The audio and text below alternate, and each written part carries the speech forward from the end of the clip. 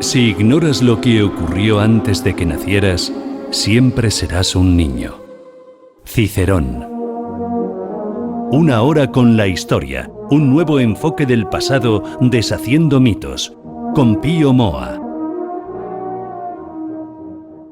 Una semana más con Don Pío Moa, una hora con la historia, una hora con la historia. Don Pío Moa, bienvenido, ¿cómo estamos? Hola, muchas gracias. Aquí estamos de nuevo. Bueno, un episodio más hablando de historia, pero antes de hablar de historia, antes de meternos en materia, alguna reflexión en el blog Más España, Más Democracia, www.piomoa.es. ¿Cómo viene el panorama? Porque se nos juntan elecciones, el panorama internacional también es complicado. Bueno, ¿cómo viene? Sí, bueno, vamos a ver. En primer lugar, hace pocos días fue el 1 de abril. El 1 de abril es una fecha que yo creo que debiéramos conmemorar todos, porque, en definitiva, aquel día es necesario decir la verdad sobre eso, porque se ha falseado, se ha olvidado las cosas, ¿no? El 1 de abril del 39 perdieron la guerra un conglomerado de separatistas, stalinistas, anarquistas, marxistas y jacobinos. Y la perdieron en la forma tan reveladora de furiosos ataques armados entre ellos mismos. Lo que deja a cualquiera estupefacto es que aquella alianza de golpistas totalitarios y racistas, porque los separatismos vasco y catalán se basaban en un racismo estrafalario, pero muy dañino, ¿no? Pues que aquella alianza haya querido pasar por democrática y haya engañado a tanta gente. Este absurdo distorsiona de principio la mayoría de los análisis de aquella guerra y de sus consecuencias, y distorsiona también la política actual, porque claro, hay una relación entre una cosa y la otra. Claro que también es verdad que los vencedores, los nacionales, tampoco eran demócratas, pero es que la democracia no jugó ningún papel en aquella guerra. Lo que tenía de democrática la caótica república, pues fue herido gravemente por la insurrección izquierdista y separatista de octubre del 34 y fue rematado por las fraudulentas elecciones de febrero del 36 y por el violento proceso revolucionario que siguió. Y por esta razón, los nacionales que se alzaron contra aquel proceso no creían en una democracia liberal que había desembocado en el desastre y que estaba en crisis en toda Europa por entonces, después de la Primera Guerra Mundial. Las razones de la guerra no fueron una democracia que ya estaba destrozada por las izquierdas y los separatistas, sino los valores más fundamentales de la supervivencia de la nación española y de la cultura cristiana, que es también la raíz de la cultura europea. Sin estos fundamentos, la democracia es inviable. Lo que terminó aquel día, tan señalado, fue un largo proceso de desintegración social y nacional, comenzado con la crisis subsiguiente al desastre del 98. Un proceso marcado por un terrorismo anarquista desatado, por agitaciones y huelgas revolucionarias y provocaciones separatistas que derrumbaron al régimen liberal de la Restauración. Que no lo derrumbó la derecha, lo derrumbaron estos. La breve dictadura de Primo de Rivera contuvo aquellas derivas y además consiguió que el PSOE colaborase, se civilizase, por así decir, por primera vez. Pero a continuación la Segunda República elevó el frenesí político a un nivel más alto, empezando por el PSOE. O sea, el PSOE que había colaborado con la dictadura de una manera muy provechosa para el país, ¿no? Pues se volvió completamente frenético. El mismo hazaña caracterizó a los partidos republicanos, de la República, de izquierdas, claro, como incompetentes de codicia y botín sin ninguna idea alta. Esto lo repito mucho, pero es que lo dice él mismo y es verdad. Otros eran simplemente totalitarios, hasta empujar a la mitad de la sociedad a someterse a un despotismo nunca visto o a rebelarse. Hubo rebelión y finalmente victoria en una difícil lucha. Y lo que empezó, esto fue lo que terminó el 1 de abril, y lo que empezó fue la paz más larga que haya vivido España en varios siglos hasta hoy mismo, aunque perturbada por el terrorismo comunista del maquis, por el separatista de la ETA ya hacia el final, y otros, ¿no? Que añoraban aquel Frente Popular felizmente derrotado. El Frente Popular fue esencialmente una alianza de sovietizantes y separatistas. Mientras no se entienda esto, no se va a entender nada. La paz aquella no fue estéril, hay paces que son estériles, efectivamente, porque con el nuevo régimen España se remozó de arriba a abajo, superó las taras de la miseria, el analfabetismo y graves desigualdades sociales y regionales que caracterizaban a la época anterior. España pudo eludir la guerra mundial, que era en la que deseaban participar los vencidos y que habría multiplicado las víctimas y los destrozos.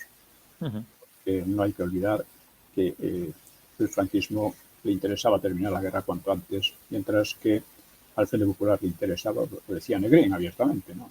Le interesaba prolongarla hasta enlazar con la guerra europea.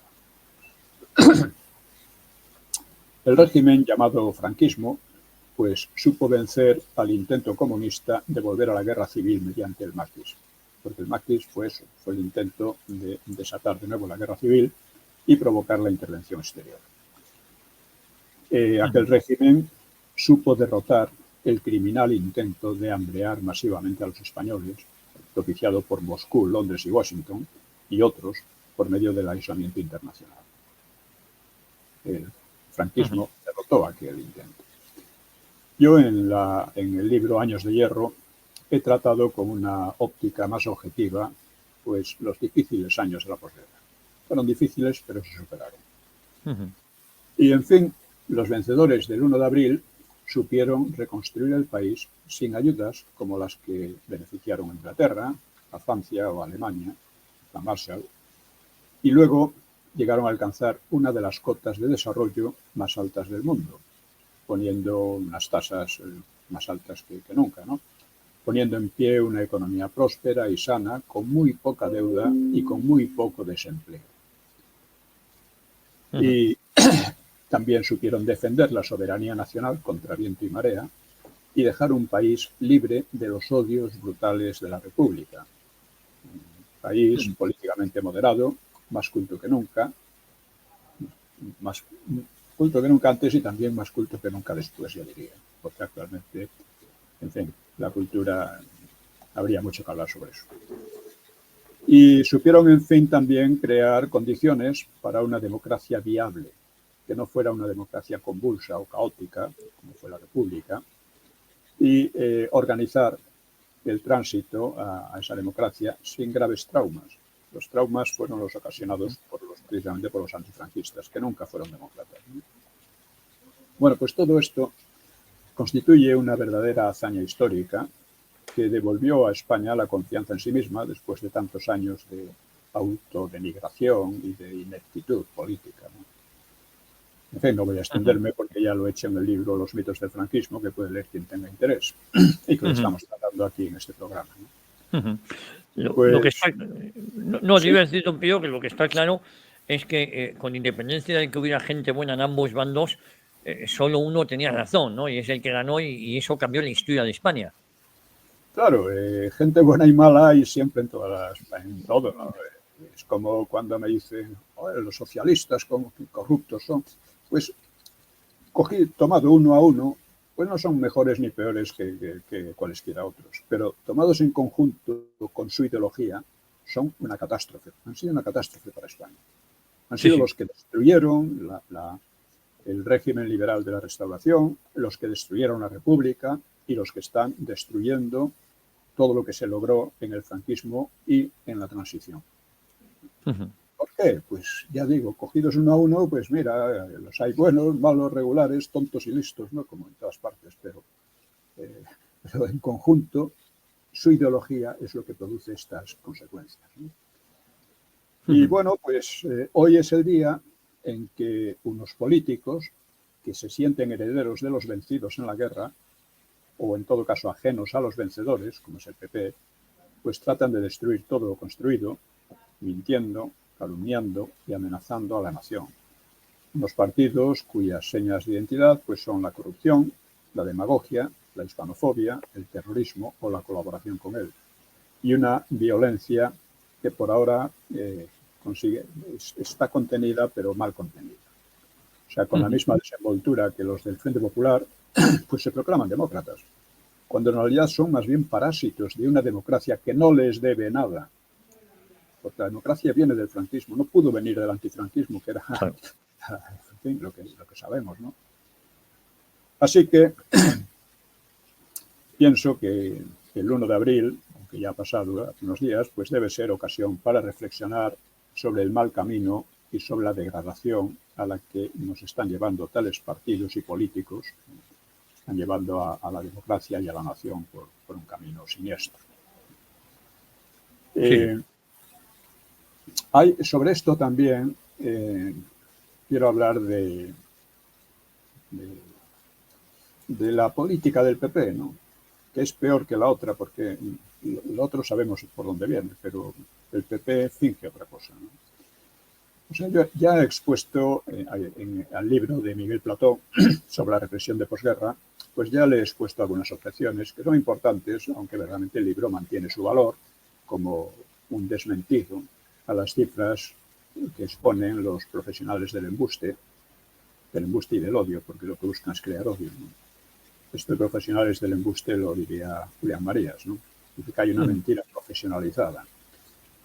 Pero la verdad es que el libro no deja de caer en una equidistancia político-histórica pseudo-moralista que le lleva a hablar, por ejemplo, de una matanza de pobres. O sea, me refiero a la represión de posguerra. Hubo unas 15.000 ejecuciones aproximadamente, en contra de lo que dicen las izquierdas, que lo elevan hasta 10 veces más. Pero ni fue una matanza, porque fueron ejecuciones después de juicio, y nadie fue ejecutado por el supuesto delito de ser pobre. Esto lo decía hipócritamente el ideólogo democristiano Maritain, tan influyente en el Vaticano II, ¿no? Este decía, es terrible que se mate a sacerdotes por el hecho de ser sacerdotes, y también que se mate a pobres por el hecho de ser pobres. Este está loco. ¿A qué pobre lo mataron por el hecho de ser pobre? En fin, o que conduce a reprochar que no fueran castigados delitos similares cometidos en zona nacional. Bueno, estos defectos de enfoque pues abren paso a interpretaciones tan malintencionadamente absurdas como las del PP, que son interpretaciones mucho más irracionales que las de la izquierda o los separatistas. Estas interpretaciones las resume muy bien el político del PP, que se llama Pedro Corral, la presentación del libro de Platón. Bueno, el texto me lo ha enviado un amigo, ¿no? Yo toqué un poco a este Corral en la Galería de Charlatanes y por lo visto él se felicitaba de verse allí al lado, cerca de Raymond Carr y otros que cree que son muy ilustres, ¿no? Pues nada, hombre, no tiene que darme las gracias, ¿no? El texto de Corral no tiene nada que ver con la historia, pero tiene mucho que ver con la política de su partido, el PP. Una política envuelta en pretensiones pseudo-moralistas, hablando de compasión y humanidad, sugiriendo que estas dos virtudes faltan a quien no comparte sus versiones, o condenando a lo que llama los sempiternos caínes, citando a un poeta, ¿no? Cernuda, creo. Esto del caínismo español es un tópico que lo único que demuestra es la ignorancia de la historia de los países vecinos, mezclada por la vanidad infantil de ostentar unos gratuitos buenos sentimientos. En España son caínes, pero ellos no. O ponderando el escalofrío, dice que le daban ciertas sentencias. Esto lo dice el Corral, ¿no? Bueno, estas exhibiciones de bondad vacía sustituyen así al análisis de los hechos. ¿Por qué? Pues porque seguramente los hechos no gustan al PP. Tratar la historia con seriedad, y esta en particular, pues exige cierto método, empezando por examinar el contexto. En la guerra se mata, ya lo sabemos, y la primera pregunta ha de ser, ¿cómo se llegó ahí? O sea, la izquierda tiene una explicación, que es falsa. pero es inteligible. Dice, los fascistas o franquistas se sublevaron contra un gobierno legítimo y democrático. Bueno, hay que señalar que la pobre capacidad analítica de la derecha, incluidos muchos historiadores valiosos, pues caen en esa patraña al llamar republicano a uno de los bandos. He señalado muchas veces hasta qué punto esa mera palabra desvirtúa totalmente la historia real. Y al mismo tiempo explica lo que entienden unos y otros por legítimo y democrático. La segunda pregunta necesaria es, ¿qué defendía cada bando en la lucha? Pues para la historieta de izquierda, los llamados republicanos, que fueron los que destruyeron la República, pues defendían un régimen de progreso y libertad para el pueblo, mientras que sus contrarios defendían sus privilegios opresivos y explotadores. Y de nuevo, esta versión de la izquierda pues es racional, pero falsa, como explicación del contenido de la contienda. En cambio, las versiones tipo PP, de Corral, Pedro J., Ramírez y demás, pues prescinden de toda pretensión racional o de toda pretensión explicativa. Vienen a decir, la guerra habría sido una manifestación más del sempiterno caínismo español. Unos caínes de un bando y de otro decidieron, por lo visto, emprenderla a tiros entre ellos y arrastraron, no se sabe bien cómo, a la masa de la gente que solo aspiraba a llevarse bien con sus vecinos. Y todo el mundo era bueno mientras los caínes. Eso es. ¿Sabe cómo? En fin, la estupidez del invento pues salta a la vista, pero tiene su sentido porque es el provecho político que intenta extraer el PP de una memez bastante contagiosa. Porque en cuanto una historieta de estas se plantea como victimista, como humanitaria, como no sé qué, pues mucha gente se lo traga. Pero aquí lo que se trata es de analizar la realidad, ¿no? Y así los éticos y compasivos peperos imaginan quedar por encima de todos por igual, con una evidente finalidad política, ¿no? De ganarse a la gente, ¿no? Ganarse votos, ¿no? Evidente y corrupta, ¿no? Bueno, yo he expuesto las causas y contenidos de aquella guerra en varios libros, los más recientes, pues la Segunda República Española y por qué el Frente Popular perdió la guerra. Son dos libros que, si alguien quiere enterarse, por supuesto son discutibles, pero nadie los discute. Bueno, digamos, lo que trata toda esta gente es de censurarlos, no de discutirlos ni polemizar. Ni debatirlos, eso es. Pues una vez situadas las represiones en su contexto histórico, entonces ya podemos examinar sus aspectos cuantitativos y cualitativos. Cuantitativamente, vemos que las cifras dadas por la propaganda de izquierda, que no es historia, es propaganda, sobre la represión de los nacionales, multiplica hasta por 10 y más las cifras reales.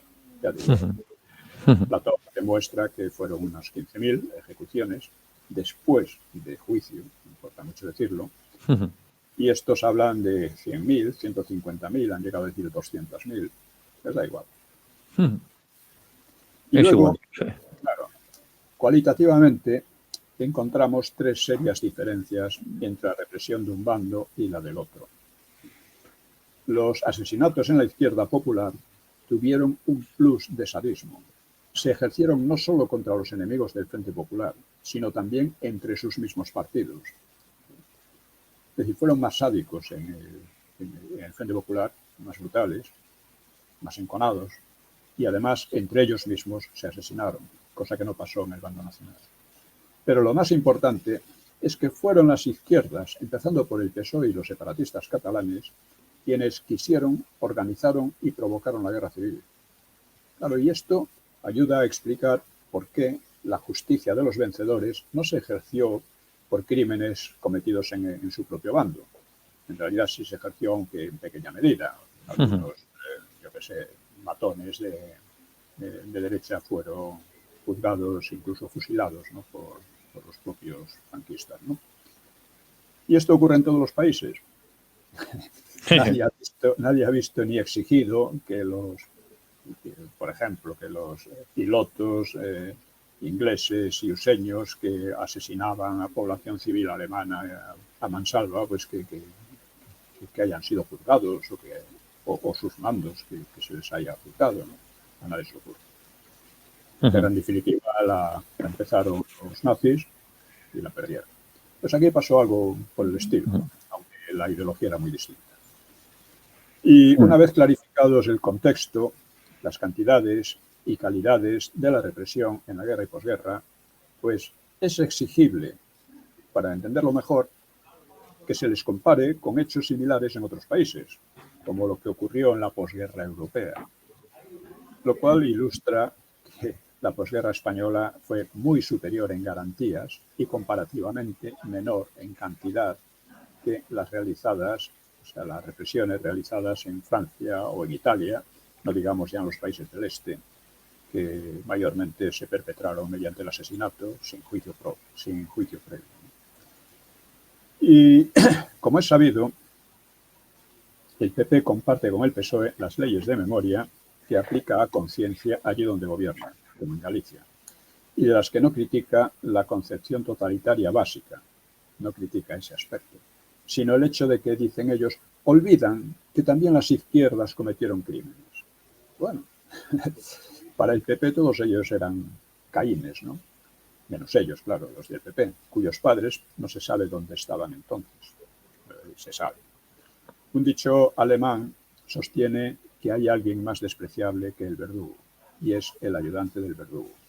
El PP tiene vocación de ayudante, en este caso del verdugo de la historia, que es el PSOE, y de la democracia, y eso ha convertido al país en una especie de paraíso de la farsa política. En fin, otro tema más del momento es la cuestión de la guerra que se está preparando. O sea, cuando la guerra de Irak hubo inmensas movilizaciones en toda Europa y, por supuesto, en España, que las movió sobre todo el PSOE. Aquella ocasión demostró la clase de oligarquías políticas que padece el país. No élites, sino oligarquías. Las palabras es importante, ¿no? Un PP extraño a los intereses de España y completamente entregado a los intereses de USA e Inglaterra, que se presentaban como los de la democracia. Aquí todo el mundo hace sus fechorías en nombre de la democracia, por lo que se ve, ¿no? Y hubo un PSOE corrupto y también ajeno a los intereses españoles, pero ansioso de poder y simpatizante de Saddam Hussein, del Islam en general y de Marruecos en particular. Así que el pacifismo que invocaba el PSOE entonces es tan falso como las armas de destrucción masiva que decían que tenía Saddam. Eso es. El PSOE fue siempre un partido de guerra civil. Eso lo fue abiertamente en los años 30 y lo ha sido encubiertamente desde la transición, buscando enfrentar gravemente a los españoles. ¿Para qué? Pues para sacar tajada partidista. El resultado de aquella guerra fue para Irak un país semidestruido en guerra civil interna casi permanente, decenas o cientos de miles de muertos, desplazados y emigrantes, y una radicalización islamista. O sea, todo se hizo, según la OTAN, por la democracia. Y para España, ¿qué significó? Pues el triunfo de Zapatero en las elecciones de 2011, con todo lo que ello supuso. Es decir, los atentados del 11M se interpretaron como un castigo por la innecesaria y gratuita participación de España en la guerra de Irak, que no llevó soldados, fue una participación sobre todo política. Y ahora tenemos el caso de Ucrania, que es mucho más grave que el de Irak y que afecta más de lleno a los intereses europeos. O sea, no se nota una efervescencia ni remotamente parecida ante los anuncios y amenazas de la Unión Europea de preparar una guerra contra Rusia. O sea, no de prepararse para la posibilidad de una guerra, que eso es necesario, sino de preparar la guerra, porque están hablando así ya. Y esa diferencia no es una mera sutileza. Pero Rusia sí posee armas de destrucción masiva. Y una nueva gran guerra en el continente significaría el fin de la civilización europea o algo peor. Y el problema, insisto en que esto no es impensable, es improbable, consideramos que es muy improbable que se llegue a una locura tal, pero no es impensable porque estas cosas se descontrolan. Y el problema de Ucrania nace del fracaso de la OTAN y de la Unión Europea en su intento de destrozar a Rusia mediante su agente ucraniano, Zelensky, ¿no? Combinado con sanciones económicas con las que esperaban arruinar a Rusia. Pero ni Rusia se ha arruinado, ni su ejército se ha agotado, sino todo lo contrario, es más fuerte que nunca. Mientras que Ucrania está resultando devastada y las esperanzas en las prodigiosas armas de la OTAN han resultado, pues, fallidas. Así que, ¿qué hacer ahora? Pues solo hay dos salidas: o reconocer el fracaso y buscar una solución negociada, en la que inevitablemente la peor parte la llevaría una Ucrania que está gobernada por unas oligarquías muy corruptas y capaces de sacrificar a su propia población por intereses ajenos, o bien ampliar la guerra en un proceso que se volvería fácilmente incontrolable. Y parece que la Unión Europea y la OTAN están por lo segundo, no por reconocer el fracaso de sus experiencias y de sus expectativas, sino por tratar de vencer a Rusia como sea. España, sí, digo, para nosotros la cuestión es esencial, porque el gobierno y su oposición son tan ajenos a los intereses de España como Zelensky es a los intereses de Ucrania. No hay que olvidar que la guerra pudo haberse evitado fácilmente si la Unión Europea, la OTAN y Zelensky hubieran respetado los acuerdos de Minsk que firmaron. Esos acuerdos habrían evitado la guerra. Pero como han reconocido desde la Merkel hasta dirigentes ucranianos, se firmaron con el objetivo de ganar tiempo y crear un ejército mucho más potente que pudiera derrotar al ejército ruso. Esto fue. Y incluso iniciada la guerra, a las 6 semanas o así, estuvieron a punto de llegar a una negociación, un acuerdo en Turquía.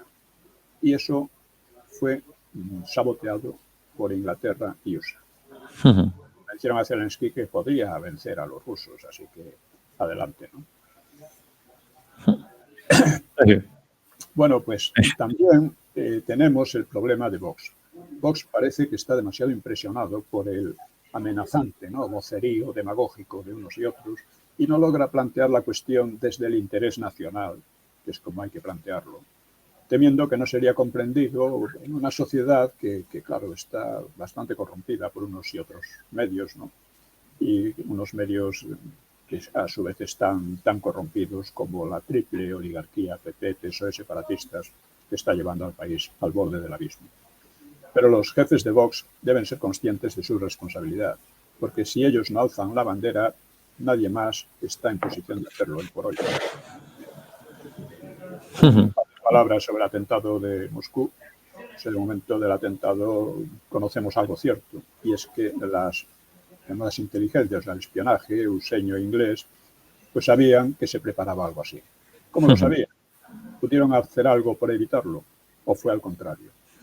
En principio, los autores más probables serían o los ucranianos o los yihadistas. Estos son los yihadistas por una poderosa razón. Recuerden que durante unos años el Estado Islámico pudo actuar sin apenas oposición occidental, seguramente por algo, hasta que en Siria empezó a ser atacado en serio por los rusos. Hay que decir también, hay un vídeo de un coronel useño, Richard Black, que es un patriota, es un héroe de guerra, de Vietnam y por ahí, y que explica cómo el Estado Islámico, que durante mucho tiempo estuvo enviando vídeos en que degollaba a sus prisioneros, etcétera, pues todo esto, claro, a mí me extrañaba mucho. Dije, ¿cómo es que no actúan contra ello? Pues este señor, este coronel, que conoce los intríngulis del asunto, dice que es que la CIA protegía al Estado Islámico. Y fue el Estado Islámico, con distintos disfraces políticos, el que inició la guerra civil en Siria. Lo mismo que en Libia, porque después del fracaso de Irak y de Afganistán, llegaron a la conclusión de que lo mejor es que lucharan otros por ellos. O sea, que pusieran los muertos, que no hubiera muertos occidentales lo posible, y que otros pues pagándoles y con distintos pretextos ideológicos, pues fomentar esas guerras civiles. Libia, Siria y actualmente Ucrania. Tenemos que ser conscientes de esto y dejarnos de estas historias. En fin, bueno, pues con esto, porque además estamos, la amenaza de guerra, de ser arrastrados a una guerra por intereses ajenos, es terrible. Ser conscientes de ello. Y en la medida en que pudiéramos evitarlo, pues en esa medida también haríamos más difícil esa guerra. Porque claro, en la guerra todos necesitan aliados y fuerzas. Y si España dice que no entrara, que no participaría en una guerra semejante, si se declara neutral, sale de la OTAN en definitiva, pues, digamos, la propia OTAN tendría menos fuerza moral y política, y ya en pequeña medida también armada, para iniciar esa guerra. Bueno. Pues vamos al tema que nos ocupa hoy, ¿no, don Pío? Vamos a seguir con el tema. Estamos en una situación histórica muy complicada y debemos de tratar de ver por dónde se puede salir. Bueno, pasamos entonces a cómo las maniobras que hacía el franquismo pues para superar una situación que habían creado, o sea, los vencedores de la Guerra Mundial, soviéticos, ruseños, ingleses sobre todo, ¿no? Y cuando, o sea, siguiendo una costumbre que ha llegado a asentarse entre muchos analistas de izquierda y de derecha, pues la mayoría de las historias corrientes desvalorizan la trascendental victoria lograda por el franquismo frente a casi todo el mundo. Parecía que todo el mundo estaba en contra y que iba a aplastar a España, ¿no? Y exponen unas conclusiones pues muy romas, ¿no? Como decir que si no fuera por la Guerra Fría el régimen habría perecido. Pues sí o no. Además, la Fría la previó Franco mucho antes que los ingleses.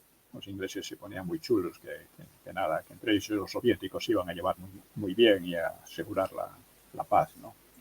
Y el orden, ¿no?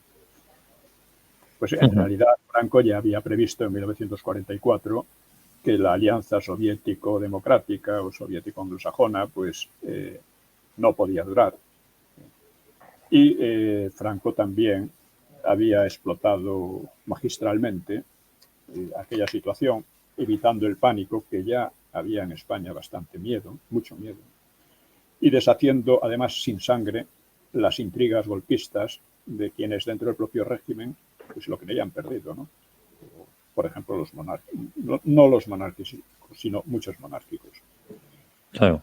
Había otro factor, y era que solo una invasión en toda regla habría podido derrocar al franquismo. Y de hecho, el maquis fue una invasión diseñada para provocar otra invasión mayor, y perdió la batalla. Franco no se dejó impresionar en ningún momento, o al menos no lo exteriorizó. Pues no se dejó impresionar por la amenaza de la colosal fuerza internacional. Él se consideraba asistido de la razón al no haber entrado en la guerra europea ni haber agredido a ningún otro país, y sobre todo sabía que una ofensiva de ese estilo, una ofensiva, o sea, de una invasión de España, pues habría sido muy arriesgada para quienes lo intentasen. Pues, o sea, militarmente el ejército español no habría podido resistirlo, pero se habría creado una situación muy complicada. Y en un primer momento, ya digo, las desastrosas condiciones en que había quedado Europa en la posguerra y luego el temor de los anglosajones a hacer el caldo gordo a Stalin en España, pues dificultaban mucho que se arriesgaran a una invasión en toda regla. Como decía el propio Franco, pues se trataba de mantener el rumbo ajustando la maniobra a los temporales y supo hacerlo. No por casualidad salió triunfador. Otra manía de los análisis corrientes, pues presenta al caudillo como un personaje iluso, ignorante, inepto, pero que tenía una astucia campesina, como dice Preston, o astucia gallega, dice, Y además tenía suerte. Por lo visto, esto tratan de explicar así de una manera tan tosca, ¿no? Lo que realmente. Bueno, cabe pensar que los tres primeros calificativos, de iluso, ignorante y inepto, pues más bien corresponden a los que analizan de esta manera la historia, ¿no? En aquellas aguas tormentosas en que hubo que afrontar innumerables tensiones internas y agresiones del exterior, pues Franco demostró la misma maestría que le había permitido mantenerse fuera de la guerra mundial, que son hechos absurdamente negados por sus historiadores enemigos y a menudo minimizados o poco entendidos por los propios historiadores o analistas que simpatizan con Franco, ¿no? Pero no acaban de ver el problema, ¿no? Bueno, lo mismo que siguen llamando republicanos a los del Frente Popular. Bueno, pues vamos a ver un poco la cuestión del maquis, porque es un asunto crucial, ¿no? El costoso fracaso del maquis hizo que Stalin aconsejara adoptar, me estoy diciendo, una vez fracasado el maquis, pues una nueva táctica para España, porque la política del Partido Comunista Español estaba gobernada, por así decir, por Stalin, probablemente. No, vamos, ni se planteaban siquiera hacer algo en contra o al margen, ¿no? Y Stalin aconsejó que, dado el fracaso, pues se disolvieran los inoperantes sindicatos comunistas. Comunistas habían montado unos sindicatos que eran 4 gatos, ¿no? Y que trataran de infiltrarse en los sindicatos verticales y promover desde ellos pues huelgas y actos subversivos. Ese cambio daría lugar al mito de un partido comunista defensor de las libertades y de la paz y de la reconciliación. Bueno, comprender la nueva situación nos obliga a atender a 3 datos. Ante todo, el Partido Comunista era la única oposición real y organizada al franquismo. Y así sería hasta finales de los años 60, cuando a finales de los años 60 pues salieron otros grupos comunistas en su mayor parte, o la ETA, ¿no?, que era también comunista, ¿no?, y que preconizaban o practicaban el terrorismo, pero siempre con mucha menor influencia que el Partido Comunista. La oposición de los socialistas fue insignificante, la de los anarquistas fue esporádica y la de los republicanos de izquierda pues fue inexistente.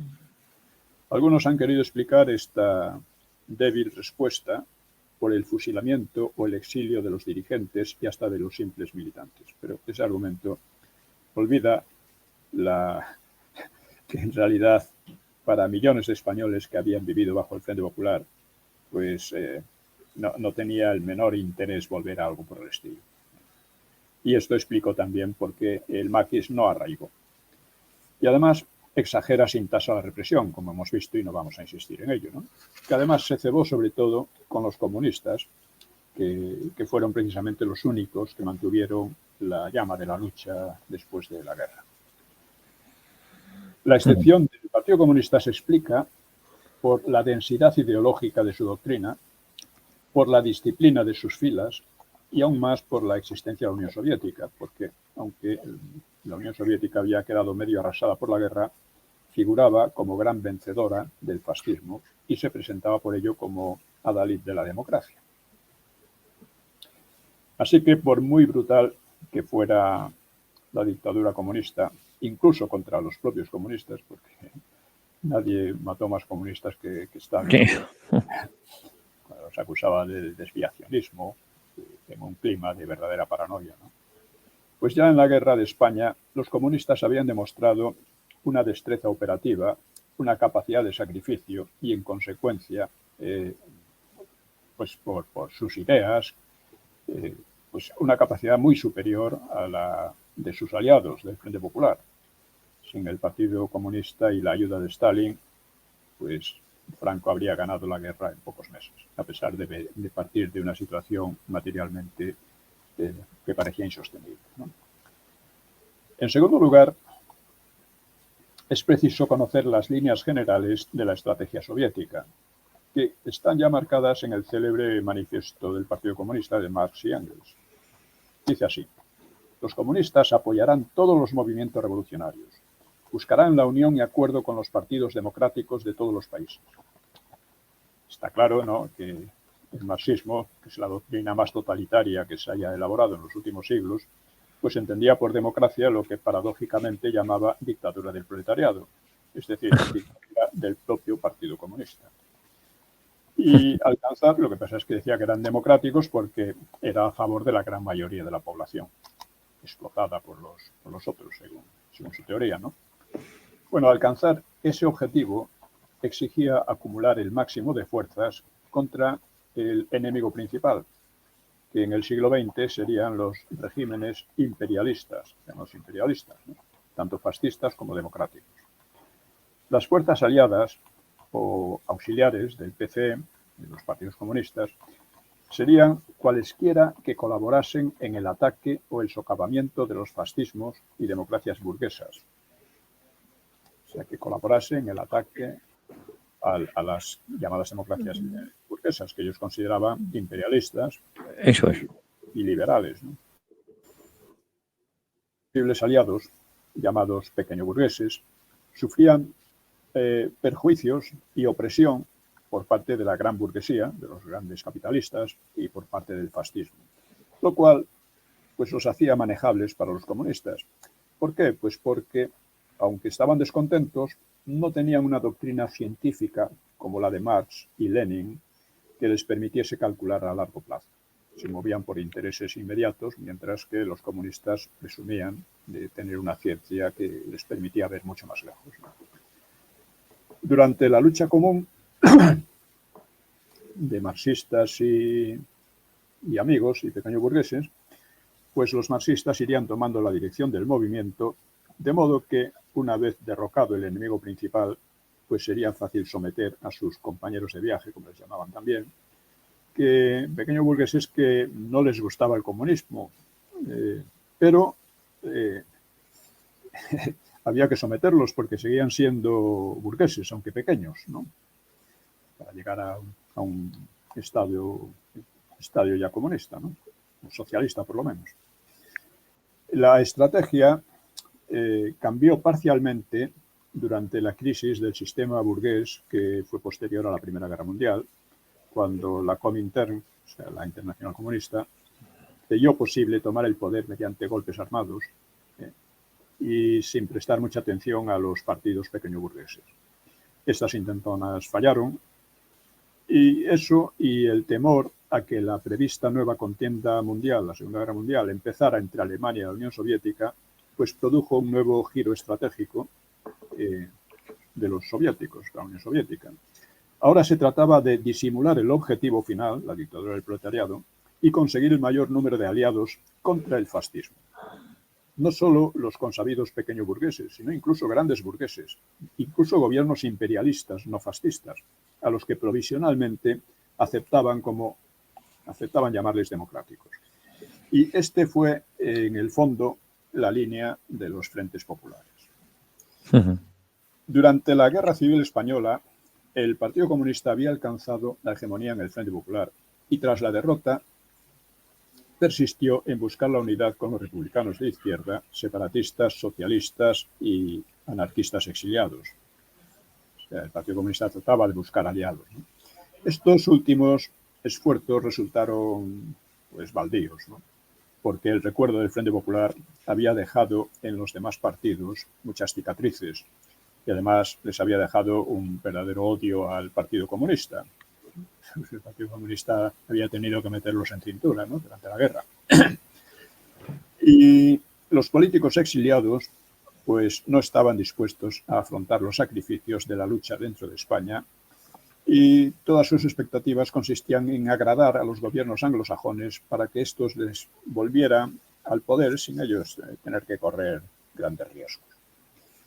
Y un tercer factor pues daría esperanzas al Partido Comunista, pese a la derrota del maquis, y era, claro, el descontento difuso en la población por las estrecheces de la vida, incluso en los años 50, ya había desaparecido el hambre en España por primera vez. Y más aún, el aumento de los sectores antifranquistas en las propias familias políticas, porque recordemos que las familias o partidos del franquismo, eran 4, en todos ellos había algún sector antifranquista, entre los monárquicos, entre los carlistas, entre los falangistas y entre los católicos, ¿no? Y bastantes monárquicos seguían empeñados en desplazar de un modo u otro a Franco, con menos bríos y menos esperanzas que los que habían tenido al principio, ¿no? Al final de la Segunda Guerra Mundial.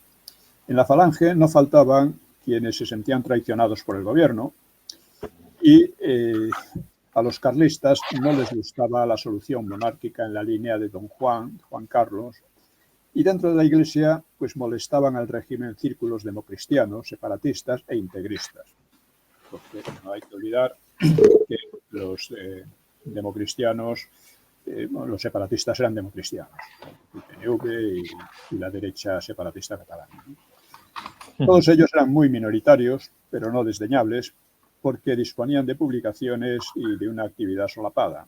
Y el Partido Comunista pues iría olvidándose de lo que llamaba las momias del exilio, no les servían para nada, y buscaban colaboración en los elementos contrarios o contrariados del propio régimen franquista, porque pensaban que los irían encauzando en la dirección deseada. Y eso iba a exigir nuevas tácticas y consignas. Bueno, perdona, pero vamos a tener que dejarlo aquí, porque ahora mismo me están llamando para una cuestión doméstica, ¿no? Bueno, nada, pues don Pío, lo dejamos aquí si le parece, con la promesa de volver la próxima semana aquí a Informar Radio a una hora con la historia. Exactamente. Bueno. Es que las cuestiones domésticas muchas veces no, en fin. Son las que mandan, esto es el directo, son las que mandan. Le mando un abrazo muy fuerte, don Pío. Sí, y que nuestros oyentes lo comprendan. Muchas gracias a todos. Gracias.